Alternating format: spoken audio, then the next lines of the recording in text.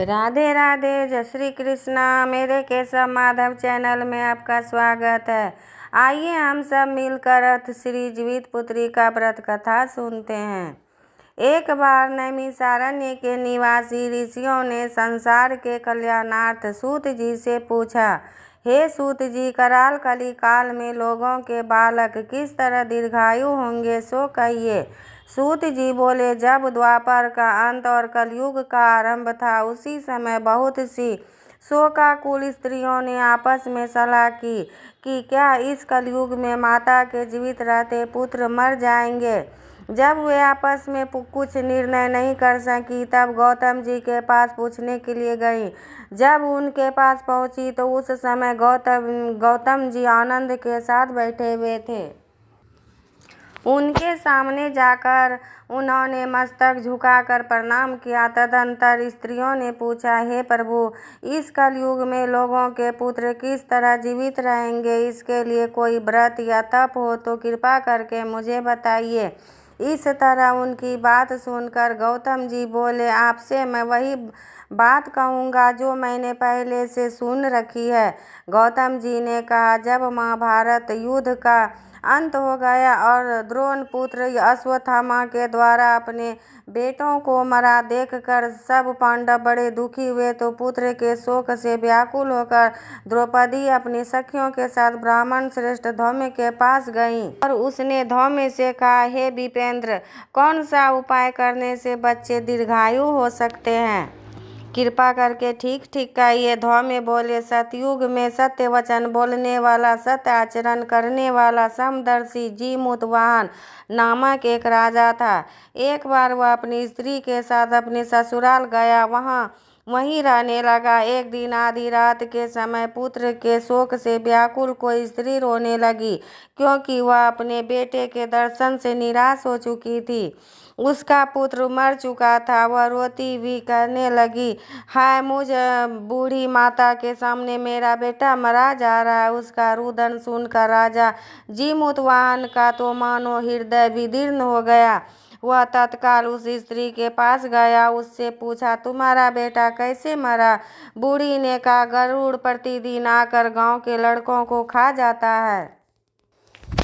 इस पर दयालु राजा ने कहा, माता, अब तुम रो मत, आनंद से बैठो, मैं तुम्हारे बच्चे के बचाने का यत्न करता हूँ। ऐसा कहकर राजा उस स्थान पर गया जहाँ गरुड़ आकर प्रतिदिन मांस खाया करता था। उसी समय गरुड़ भी उस समय टूट पड़ा और मांस खाने लगा।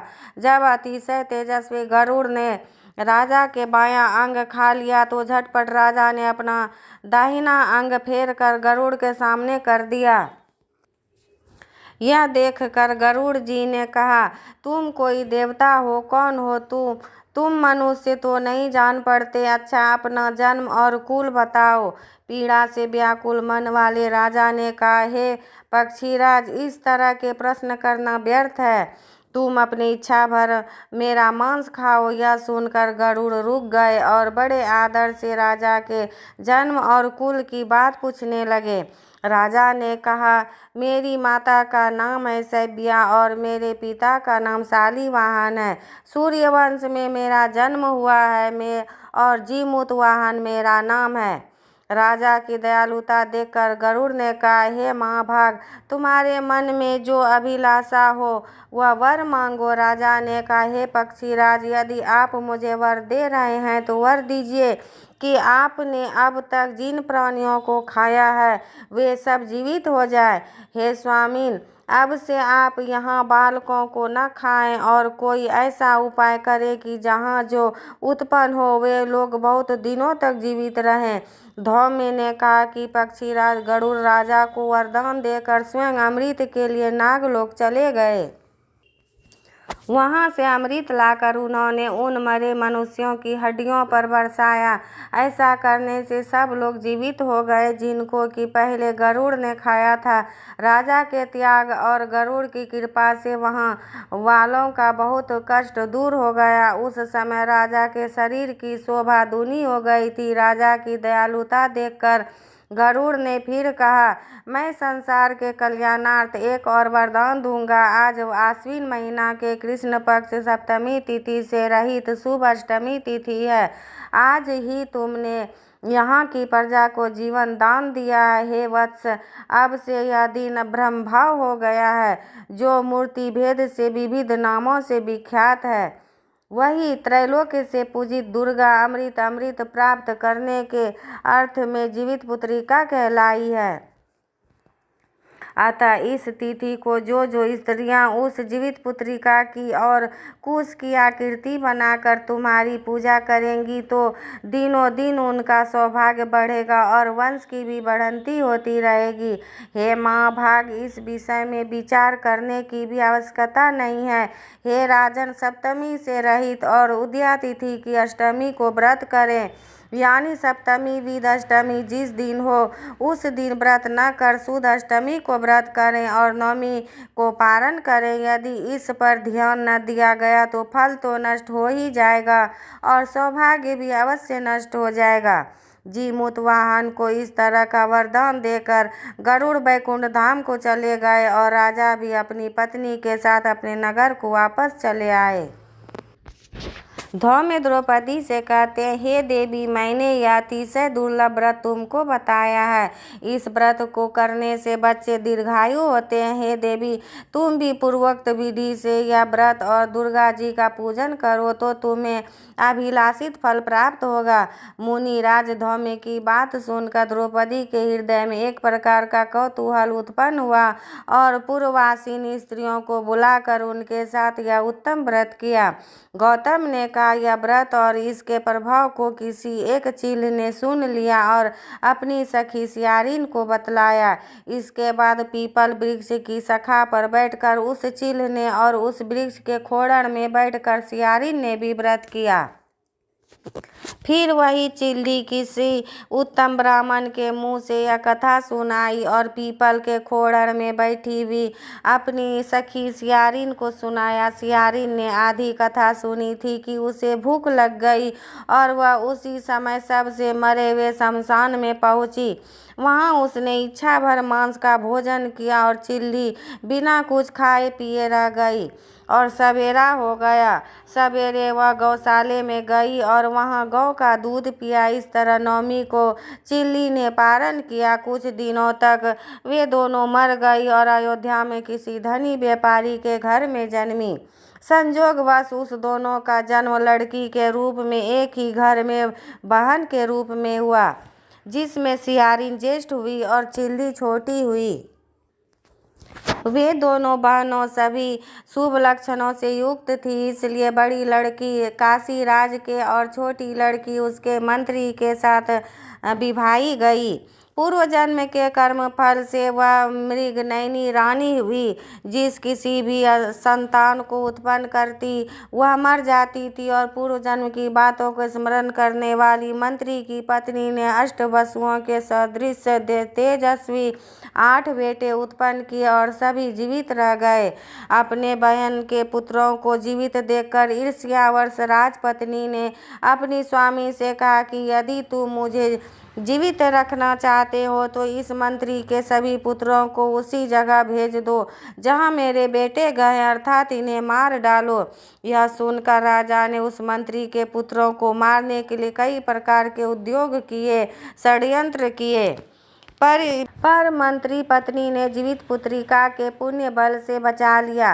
एक दिन राजा ने अपने आदमियों से उन पुत्रों का सिर कटवाकर पिटारी में रखवाया और वह पिटारी उनकी माता के पास भेज दिया, किंतु वे 8 सिर बेशकीमती जवाहरात हो गए और भले चंगे वे 8 लड़के अपनी माता के पास वापस चले आए।